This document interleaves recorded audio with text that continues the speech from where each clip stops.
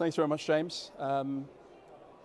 Yes, I'm Travis Benn. I'm with Lumify Energy, and today I'd like to talk a little bit about landowners that have lease agreements in place. So we're talking about whether it's a farmer that has a wind turbine on his land, councils that may have energy from waste projects, hydro projects, solar farms. So we work with a range of technologies, and we assist those landowners and their land agents when it comes to the life cycle of their projects. So we help at various stages, including when their leases are coming to an end, and we provide the data that they need to understand how well the projects are performing and to maximize the value that they get from those projects. Just a little bit about me. I'm a chartered accountant.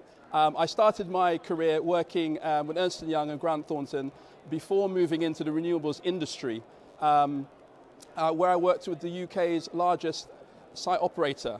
And then I co-founded Lumify Energy 8 years ago. And one of the key things that we've been doing in that time is developing a platform that looks at all of the projects across the UK, understanding how efficiently they're performing, where they are financially, how much income they're generating and how profitably they're being run. So understand what's happening in the market and using that to inform landowners of, whether they should take these projects in-house or how they can basically get the best value from these projects. Here's just a few of the landowners, land agents and site operators that we've worked with recently.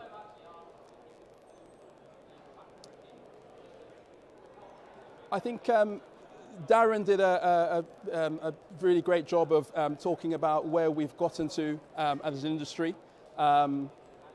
Essentially, wind in particular and renewables has come a long way in the past 30 years since the energy industry was denationalized. We talked about the first commercial wind farm that was commissioned in 1991, and we can see that the government has some very ambitious targets to achieve 100% of energy coming from renewables by 2035. So we've just got just over 10 years to go, and there's a lot of work to be done. But what we can see here is that we have 30 years of history of the renewables industry to learn from. We can see where all those projects are across the UK. As I mentioned, how efficiently they're all performing, the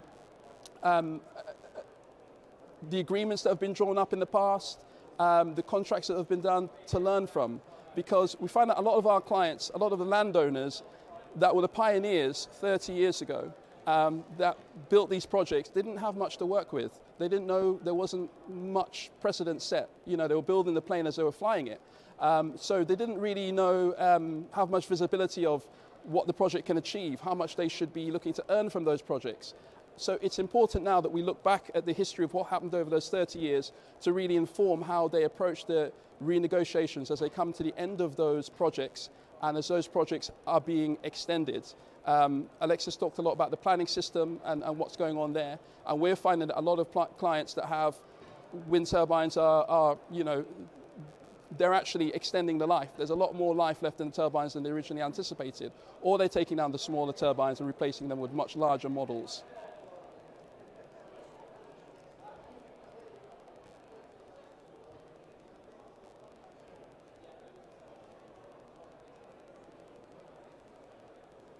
What we found is that as those landowners are coming to the end of their agreements, 85% of them are actually being offered less income and returns when it comes to renegotiating the project than they did originally, which is quite surprising given how much more we know about the market, how the cost of technology has come down, etc.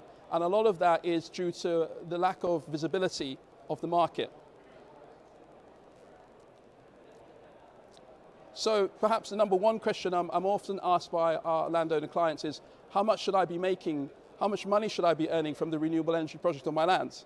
And quite annoyingly, the answer of that is often it depends on the specifics of your project. But what we have done And what we've seen works really well for landowners coming to the end of their projects, thinking about, should I extend my project with my current site operator? Should I move to another operator in the market to get best value? Or should I consider bringing the project in-house? It's really important to look back at those past 30 years and understand what's happened in the market and to understand where their individual project fits into the bigger picture. We can see that as the projects have been negotiated over the years, we have seen how the prices have increased in terms of landowners' shares of those projects as technologies come down, as the value of land has changed, etc. But it's really helpful for them to know how their project fits in with the other sites, and particularly where we're able to use our platform to really build a picture of all the sites in the UK and to see, we have visibility of how much they're earning, and we can see how it compares. And even we can look at how much other sites in that operator's portfolio are earning. So there's a comparison to see how does this fit in, not just a wider market, but specifically for that developer. So they've got an idea of how their project is placed. The slides that will follow are sort of similar, but it's essentially we're using the data that's available in the market, and we're looking at it in different ways in order to build up a case that landowners can use when they approach the negotiations with their site operators to say, this is what we think the site is worth, this is why. And to be able to demonstrate that to the site operators, they can build a strong business case. So whether you're looking at how the market's changed by years, or you can look at different projects according to the size of those projects and the type of rent that they receive from each of the projects, it's just very helpful to be able to look at the data in different ways and to be able to present a coherent argument.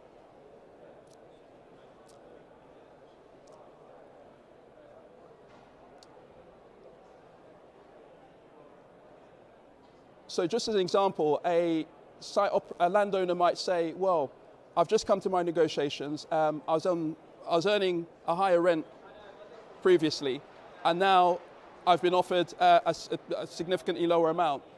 But I can look at the market and I can see that actually my site, in this example, the point in green, is actually performing, it's performing, let's say it's performing ahead of half of the market. So it's not too bad in terms of the efficiency of the site, but it may be receiving a lower rental value per megawatt of installed capacity.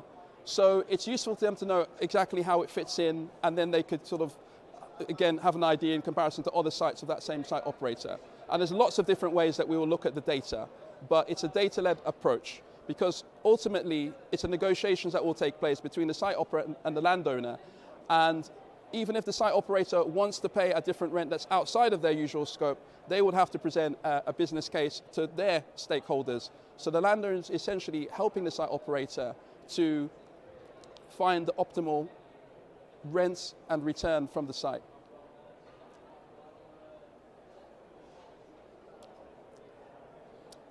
Another area we look at is the payment structures available to landowners when they come to renegotiate.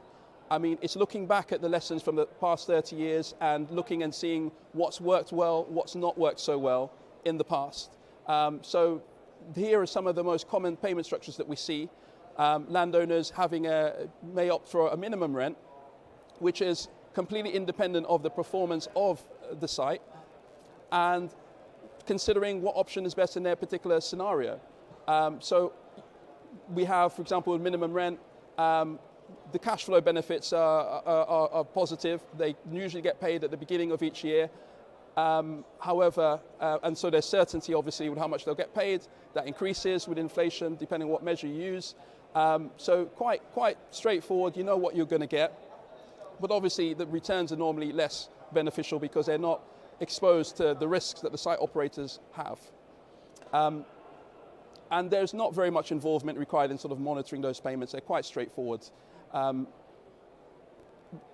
But those were the early days. That was a sort of common in the early days. But as time has gone by, more landowners opted for the turnover rent, which is obviously it's more volatile because it obviously depends on the operational performance of the site and what's happening in the energy market.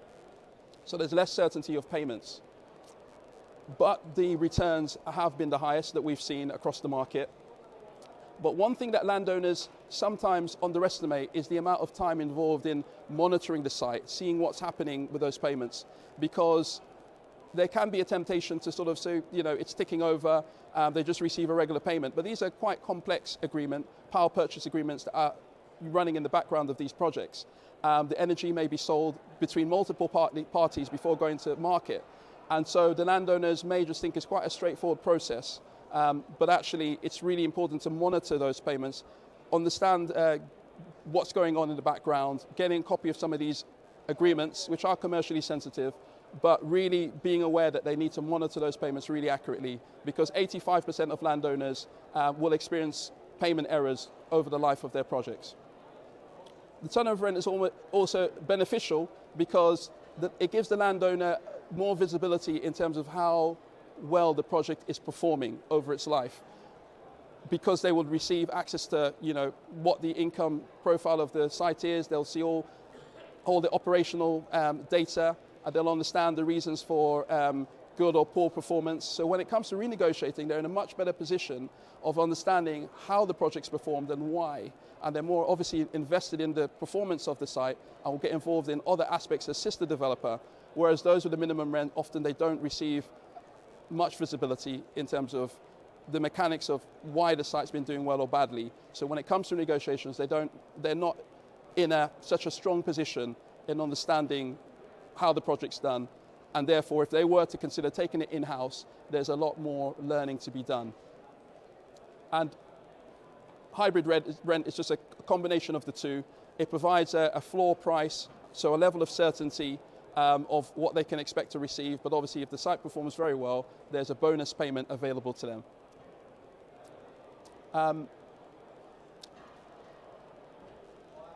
Obviously the returns here are, it's in between what a turnover rent would provide. So they are exposed to the volatility, and therefore they will have to invest a certain amount of time monitoring those payments and auditing those payments to ensure that it's in line with they're fully on top of what assumptions are being made by their developer. The other type that's not here would be a generation rent, which is basically a multiple of the output of the site.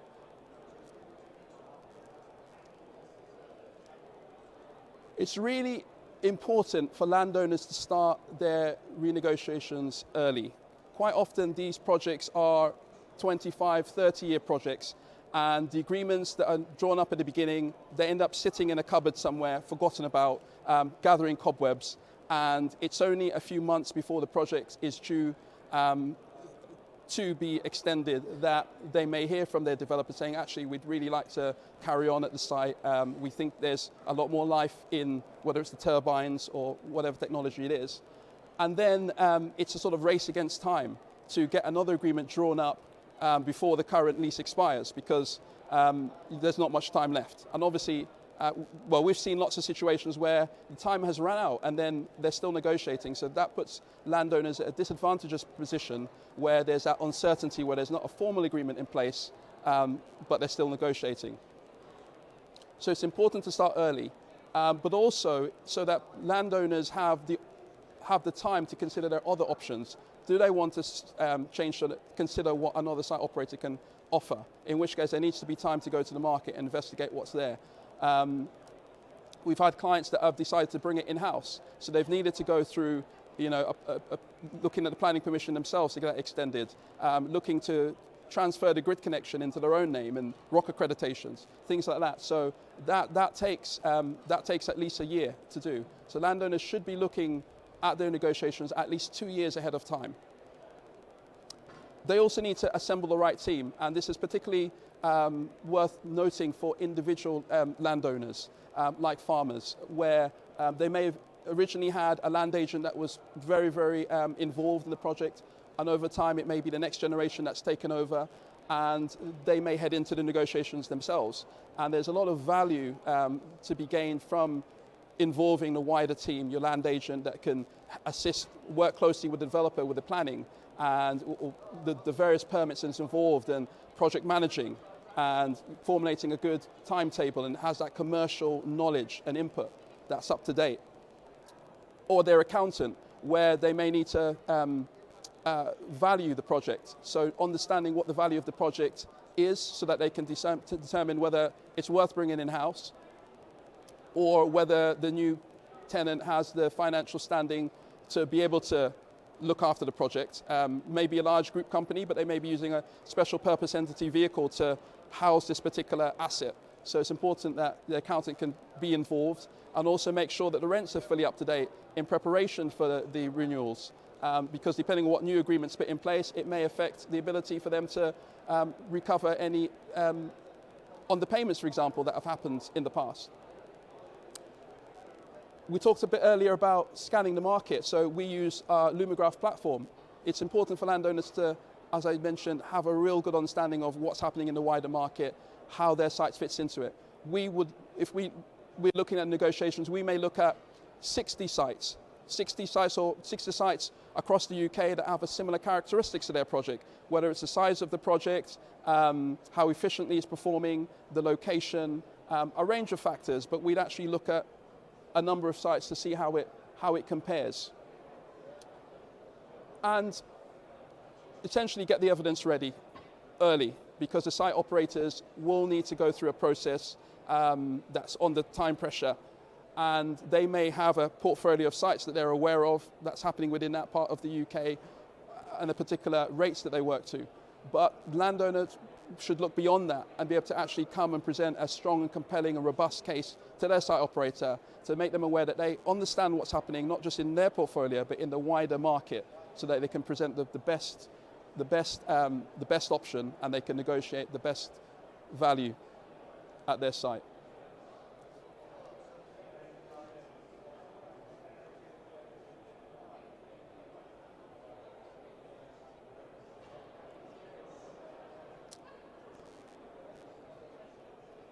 I think my controller's fallen asleep. Okay. We've developed a comprehensive guide to assist landowners that are in this position that will help them to negotiate. I think it's about a 35-page ebook that just talks them through the different things to consider at each stage. So if you'd like to find out any information, please visit us. We're at lumifyenergy.com. We have a blog series called the Green Light blog, and you can download a copy of this ebook if it would be useful to you.